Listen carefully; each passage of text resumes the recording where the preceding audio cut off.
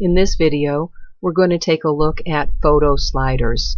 Let's take a look at how they work and how you can modify, update, and change them.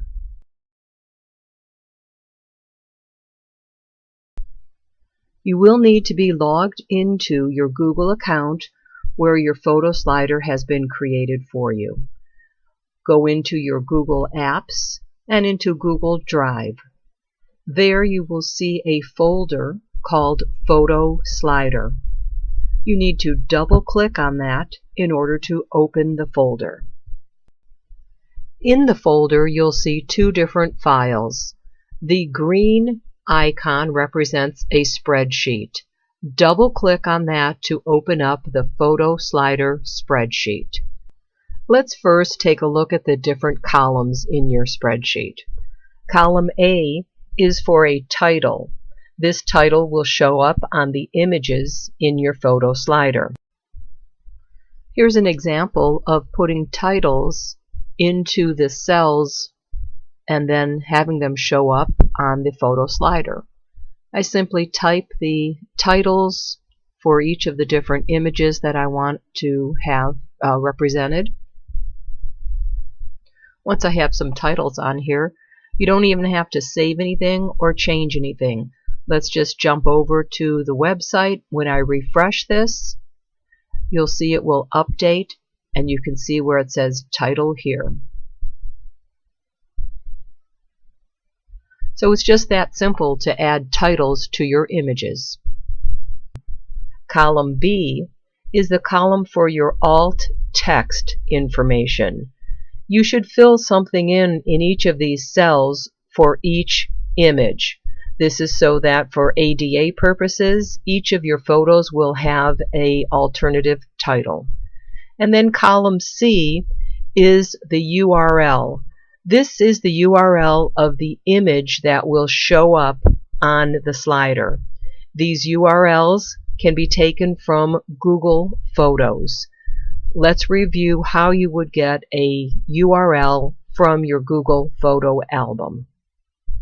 In order to get the URLs, I need to first open up my Google Photos. So I'm jumping back to my main Google page, and in my apps I'm opening up Google Photos. Hopefully by now you know how to upload photos and put them into albums and make sure that they are shared albums. I'm just going to jump forward to an album that is already shared. Once I have the album, I can click on an individual image, and once the image is the only thing on my screen surrounded by this black border, a right mouse click will get you the URL that you need. So you can copy that URL and then jump back to your spreadsheet, and with Control V you can paste the new URL over the old URL image. You don't have to save anything or do anything else. I'm going to jump back over to the website, and when I refresh the screen, again it's going to update my photo slider. So there's the first photo slider, the first photo that I put in, which is a different size than the other photos. So this will show you a good example of the reason why you should have all your photos the same size. I could go back to my photo album and select the next image, and once again replace the URL with a Control V to the new URL. Jump back to my photo slider website, and you'll see now the first two images are the new images that I put in the correct or different URLs. That's really all you need to know to replace images. You can continue replacing individual images or adding more as you want to with the same process. If you want to learn more and different ways that you can work with this spreadsheet, then continue watching. If you have an album that you want to use that has multiple pictures in it, there is a way to capture all of the URLs within an album. In order to do this, you'll notice that at the bottom of your spreadsheet is a separate page called URLs. Simply click on the URL tab in order to open that page. On this page, we're using an add-on. So across the top menu, I want you to click Add-on and then find the photo gallery and click Edit or Create. On the right-hand side, you'll have a menu open up that will help you create a photo album. First, we're going to use an existing album, and once that pop-up opens up, select Photo Albums and then scroll down to the album that you want to use. Highlight the album and hit Select. When you do that, it's going to first ask you if you want to use the current sheet. So I clicked the little blue tab that said Current Sheet, and a couple things are happening now. One is it's populating the spreadsheet, and the other thing is it's going to take you away from this page for a moment and open up something called Awesome Photos. You can simply close that site. This program will also create a photo slider for you that we're not using, so at a later date you just have to go in there and remove that just to keep your file clean. So I just closed that back down, and now I'm back on my spreadsheet, and these URLs are the new URLs that are the images that are in my photo album. I'm going to expand this column just a little bit so you can see these URLs. Our next step is to simply copy the URLs. I only want to grab the cells that are filled out. I don't want all those empty cells. So I highlight those, and with Control-C I can copy them and jump over to my home sheet, and with Control-V I pasted these new URLs into the URL column C. I can verify that they're there by going to my website, refreshing it, and now all of the images that are here are the new images that I selected, and they're all the new size also.